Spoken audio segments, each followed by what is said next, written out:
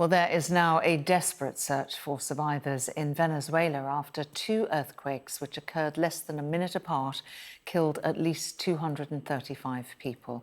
Around 50,000 more are reported missing. The second quake last night, which had a 7.5 magnitude, is the second largest in the country's history, and it's the largest in more than a century. Despite a pledge from the United States and other countries for help, the UN has warned that the coming days will require a massive collective effort to help those worst hit, with 8 million people already needing humanitarian aid. The South American country was struck shortly after 6 p.m. local time. Properties were turned to rubble as both quakes hit the area surrounding the capital city, Caracas, and surrounding areas. Buildings were even evacuated as far away as Brazil. The United States Geological Service says that the first magnitude 7.2 earthquake hit west of the town of Moron, which is about 120 miles west of Caracas. And that was followed less than a minute later by a magnitude 7.5 tremor in the same region. Let's go live now to our correspondent, James Matthews.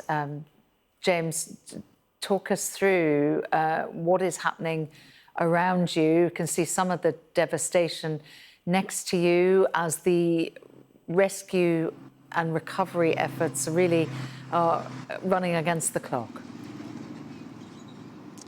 Absolutely. Devastation would be the word, I can tell you. I'm in Catia La Mar. This is northwest of Caracas, a tourist town in the shadow of the Oliva mountain range. And you can see what happened at that moment just around 6 p.m. 48 hours ago when the earthquake hit. This is a scene that you see everywhere. I'm on the main street through this place, and that used to be a warehouse, somebody's home just beyond. You can see how in seconds it collapsed. There is fire. Local people are telling us that's actually been fire created by looters, people looking to create chaos. But I mean, chaos, loss, despair, bewilderment is etched on the faces of everybody as I look around. And in terms of the infrastructure, take a look over there.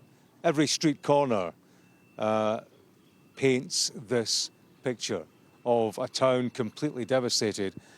Those buildings that haven't collapsed are leaning precariously. One of the men involved in the relief operation right now, hello sir, I'm James Matthews from Sky News. Mr. Villegas, we're going to translate as we ask you a couple of questions. What's the situation for you, Mr. Villegas? ¿Cuál es la situación para ti, Villegas, ahorita en este lugar?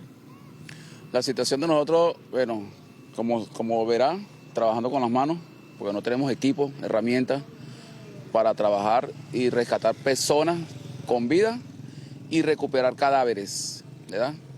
No tenemos los equipos, vuelvo a repito, los equipos necesarios ni unidades de contraincendios para sofocar esto que está sucediendo ahorita, porque esto lo hacen los salvajes, ¿verdad? ¿Para qué? Para que cuando prendan eso, las personas adyacentes alrededor de las viviendas se vayan y oigan más saqueo. Entonces no es justo eso, es lo que veo yo. Y bueno, el trabajo que nos falta por realizar nosotros por recuperar personas. Priscilla, you're going to translate for us. Right. Yeah, we don't have enough people, enough tools to bring the bodies out. We can't even put this fire away.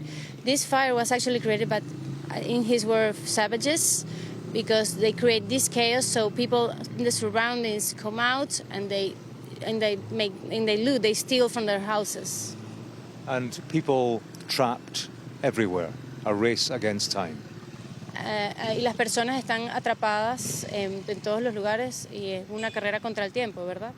Positivo, es una carrera contra el tiempo porque sin equipos, sin el material necesario, personas que están con vida atrapadas, se nos hace difícil accesar, ¿verdad? Y es como usted dijo, la carrera contra el tiempo, ellos atrapados ahí, se les va acabando el oxígeno, si están aprisionados a una lesión, van debilitando su cuerpo y van a fallecer. Entonces va a ser recuperación de cadáver y no extracción de personas. Yeah, it's hard without oxygen. It's hard to survive. So as you said, it's a race against time. And without the needed tools for this kind of operations, it's so hard to retrieve survivors. It's hard to retrieve bodies. So it's even harder to retrieve survivors. Thanks very much, Mr. Villegas. Very good luck. Muchas gracias. Take a look around. Take a look at that. There's a shopping centre just on the corner of that street. Populated at the time, didn't quite fully collapse, but as you can see, this is a picture we see all around. Buildings that aren't crushed are precarious in a situation where the infrastructure clearly is struggling with the events of 48 hours ago. Infrastructure has been a problem because of the quality of building. It gives us scenes like this. Why doesn't the camera take a walk just down the street? And let's take a look at, there's a Chinese restaurant just across the street. And you can see buildings at an angle, buildings collapsed on the floor. I can tell you, I've just been at the local hospital, and you get a keen sense of the human despair. On one side of the building, there were bodies laid out, dead bodies, because there is no more room inside the building itself. In fact, in front of the hospital, they were decanting patients on hospital beds into the open air because of the risk of contamination. I came across one woman who sat by a group of bodies that were lying by the side of the building.